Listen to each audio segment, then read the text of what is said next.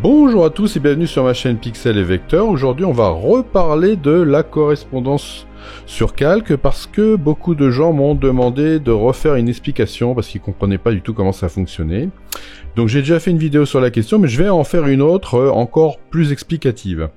Alors voilà, oui j'ai cette image là et j'ai un arrière-plan. Alors, la correspondance de la couleur ça fonctionne comment? Regardez, si je double-clique simplement sur ce calque là, je vais obtenir mon calque 0. Et puis si je redouble-clique maintenant dessus, je vais obtenir les styles de calque. Et dans les styles de calque, j'ai la comparaison sur calque. Et là, vous voyez, j'ai calque actif. Bon, bah pour l'instant, j'ai qu'un seul calque. Donc vous voyez, il y a marqué calque actif. Et après, il y aura marqué calque du dessous. Bon, calque actif, ça veut dire quoi? Ça veut dire que si je prends le curseur du noir et que je le bouge par là, vous voyez, les noirs deviennent transparents. Super. Et si je prends les blancs du calque actif, c'est les blancs qui deviennent transparents. Bon, donc vous voyez là, pour l'instant, c'est assez facile à comprendre. Le problème, c'est qu'en fait, on parle de comparaison, donc ça veut dire que ça serait dans le cas où il y aurait deux calques. Alors, si je garde mon image par-dessus, et que je fais, par exemple, mes noirs plus transparents, je pourrais très bien mettre une image en dessous, et on la verrait apparaître dans les parties transparentes. En l'occurrence ici, je pourrais le faire en prenant les calques là, le blanc, et en disant, voilà, je vais rendre ça transparent, et comme ça, si je mets une couleur derrière, et ben on va voir apparaître la couleur derrière, et donc, au lieu que ce soit blanc, ici au trait clair, ben je vais pouvoir colorer tout ça. Bon, exactement, c'est exactement ce qu'on va faire. Mais vous allez voir qu'en réalité, on va pouvoir inverser, et si on inverse les calques, on aura beaucoup plus de possibilités. Alors, je vais vous expliquer tout ça. Donc, on va commencer très simple. Là, vous voyez, j'ai donc mon calque actif. Alors, donc, je vais dire que j'aimerais bien rendre transparent les parties claires pour mettre, voilà, simplement une couleur un peu plus foncée, un jaune un petit peu plus fort derrière. Alors, comment je vais faire ça? Je vais créer un calque vide, on va faire un truc tout bête. Je vais aller créer un dégradé. Voilà. Et puis là, je vais me mettre en radial. Vous voyez, mon dégradé, je l'ai déjà créé pour aller plus vite, mais vous allez voir qu'on va le modifier, donc. Et regardez, je vais faire un dégradé comme ça, radial. Voilà, je vais faire un dégradé comme ça. Si j'ai besoin de changer mes couleurs, qu'est-ce que je fais ici? Je double-clique, par exemple, sur un des deux ronds. Et je vais lui dire, voilà, j'aimerais avoir une couleur plus foncée. On va mettre une couleur un peu plus par là. Voilà, très bien. Et vous voyez que pour l'instant, qu'est-ce qui se passe? Le fond, le dégradé par-dessus mon calque de paysage, donc il cache mon paysage. Donc je vais le mettre en dessous. Et comme je n'ai plus de verrou, il passe bien par-dessous. Bon.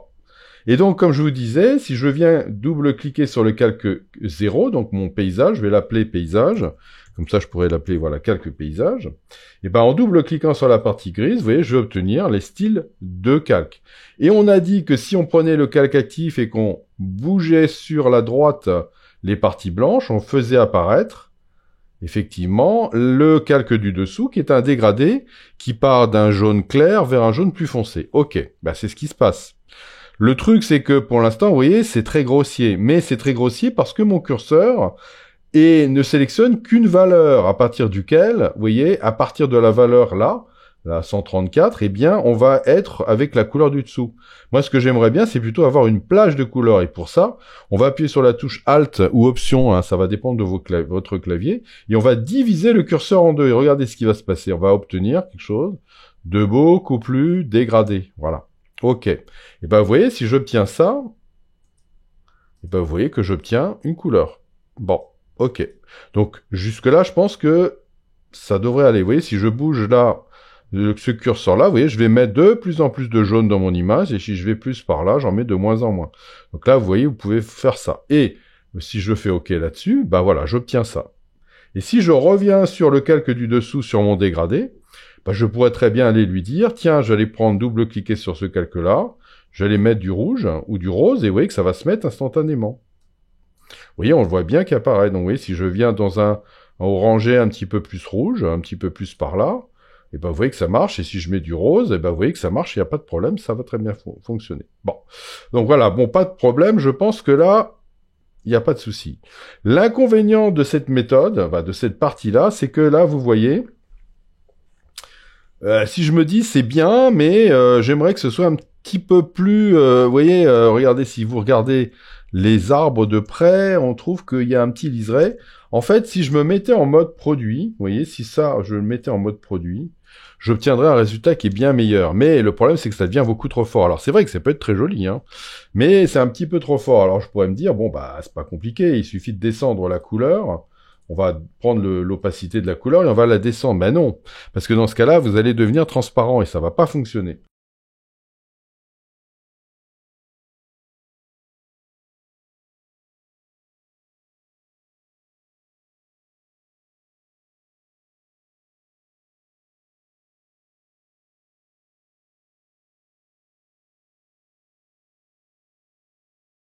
Bon, alors la seule solution, eh bien, ce serait en fait de garder toujours le mode normal et de se débrouiller en changeant les valeurs du dégradé. Bon, donc c'est une possibilité qui vaut ce qu'elle vaut, mais qui est pas mal.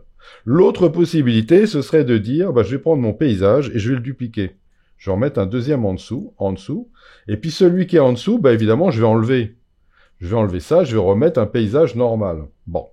Et donc, ça veut dire que là, effectivement, maintenant, si je me mets sur cet élément et que je me mets en mode produit, eh ben, je vais pouvoir lui dire cet élément-là, je vais pouvoir descendre l'opacité. Voilà. Bah non, ça va pas être terrible, mais ça va me faire un effet brouillard. Bon. Donc ça pourrait être une solution, mais c'est pas ce qui m'intéresse. Ce qui m'intéresse, ce serait donc de refaire comme tout à l'heure, de reprendre le calque de fond et de réduire. Et là, vous voyez que ça va marcher. Parce que en réalité, il va se mélanger avec le calque du dessous. Et donc là, je vais obtenir des résultats qui pourraient être assez intéressants. Alors vous voyez, je vous montre à la base, et je vous montre maintenant. Vous voyez qu'on obtient des résultats qui pourraient être intéressants. Bon. Voilà, donc ça, vous voyez, ça pourrait être le premier type. Alors, vous voyez, si je reviens sur cet élément-là, que je me le mette en mode incrustation, bah, je vais obtenir encore un résultat différent. Et en me mettant ici, vous voyez, en changeant la valeur de mon dégradé, vous voyez, je vais obtenir encore quelque chose de très différent. Vous voyez que là, j'ai quelque chose de très fort, parce que le calque là est complètement opaque. Mais si je prends cet élément-là, et que je descends là l'opacité, je vais mélanger le calque là avec le calque du dessous. Et donc, je vais obtenir quelque chose de plus nuancé. Voilà, donc vous voyez que, bon, ok. Donc là, dans un cas comme ça, ce que je pourrais aussi faire, bah, c'est prendre les valeurs du calque ici, vous voyez les valeurs, et les changer. Vous voyez, changer les couleurs de l'élément. Ok, donc ça, c'est la première possibilité, et c'est une possibilité qui marche très bien. Maintenant, je vais vous montrer une deuxième possibilité. Donc pour ça, ce que je vais faire, c'est que je vais tout recommencer à zéro. Voilà. Mais là, vous allez voir, on va faire quelque chose d'un petit peu contre-intuitif, mais qui va nous permettre d'avoir plus de possibilités. Et cette idée, c'est qu'on va aller mettre le calque de dégradé, oui, je refais la même chose, je reprends mon calque de dégradé, je pars de là, je fais mon dégradé comme ça. Voilà. Donc là, vous voyez que j'ai cet élément-là vraiment qui est en dégradé, mais je vais double-cliquer sur le calque qui est par-dessus. Et je vais me dire, en fait, ce que je voudrais, c'est que les valeurs de noir du calque du dessous, c'est là que c'est compliqué. Regardez, je vous montre les valeurs de noir du calque du dessous. Les valeurs de noir du calque du dessous, bah, c'est les arbres, c'est les branches, vous voyez, et donc c'est pas les parties qui sont claires. Bon, les valeurs du calque du dessous, les valeurs de noir doivent réapparaître. Donc je fais faire réapparaître mes arbres, voilà, tout ce qui est noir. Et pareil, je vais faire une plage de couleurs, je vais appuyer sur la touche Alt Option, et je vais lui dire que je voudrais quelque chose de progressif. Et regardez, je vais pouvoir lui dire, je vous montre là, regardez, hop, je vais pouvoir faire réapparaître les valeurs comme je le veux. Voilà, donc ça, c'est moi qui vais décider. Donc vous voyez que je voudrais bien que vous voyez bien, voilà. Voilà, vous voyez, je vais vraiment, vous voyez, on va faire quelque chose d'assez fort comme ça. Donc là, vous voyez, on obtient quelque chose d'intéressant. Mais là, ce qui va être vraiment très intéressant, c'est que je peux me mettre en mode produit, je peux me mettre en mode superposition, je peux me mettre en lumière, comme je veux. Je vais me mettre en mode produit.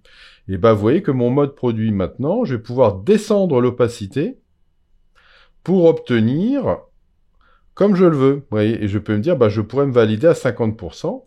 Et regardez maintenant, vous voyez, si j'enlève ce calque-là, et que je le remets, vous voyez, j'ai tout de suite l'apport qui apparaît. C'est-à-dire qu'en gros, j'ai fait réapparaître les parties foncées du calque du dessous, donc ça veut dire que je n'interviens sur le calque du dessus que sur les parties claires. Ouais, je sais, c'est ça, c'est pas simple, mais voilà, si vous le faites comme ça, vous allez voir, bah, qu'est-ce qui va se passer? Et ben, vous allez pouvoir tout changer. Vous voyez que là, j'ai l'opacité à 50%, je peux passer en mode incrustation, remettre le calque ici à 100%, et vous voyez que je vais avoir encore un rendu différent. Et puis si je passe en mode lumière tamisée ou en lumière crue, ben, j'aurai encore des choses différentes. Et regardez, je vais pouvoir, en changeant l'opacité de ce calque, ben, encore modifier. Voilà. Sans avoir à modifier les couleurs de mon dégradé. Alors si en plus je modifie les couleurs de mon dégradé, regardez, je vais pouvoir le faire en direct. Regardez, je double-clique ici. Je peux changer les couleurs de mon dégradé. Regardez, je peux le faire en direct. Regardez, je vais mettre du rose. Regardez, on le voit en direct. Donc vous voyez que c'est quand même beaucoup plus intuitif. Donc vous voyez, si je décide de faire des petits reflets roses qui pourraient apparaître là, et ben regardez, je peux le faire, vous voyez, je vais partir d'un jaune pour aller vers un léger rose. Et puis si ça me convient pas, ben, il suffit de cliquer par exemple sur une valeur rose et remonter ça, et vous voyez que là, et ben je vais obtenir comme ça absolument ce que je veux. Et là, vous voyez, je vais obtenir exactement comme je le sens. Donc là, vous voyez que en faisant cette manière-là, eh ben, vous allez avoir beaucoup plus de possibilités pour travailler sur les options donc de comparaison sur calque. Voilà. Donc, dans la prochaine vidéo, parce qu'il va y avoir 2 vidéos, je vais vous montrer qu'on peut aussi travailler avec des niveaux, avec des courbes, des choses comme ça, donc des calques de réglage. Et je vous montrerai donc une petite astuce qui vous permettra de créer un masque de fusion à partir de justement d'une option de comparaison. On verra ça dans une deuxième vidéo parce que sinon ça va être trop long.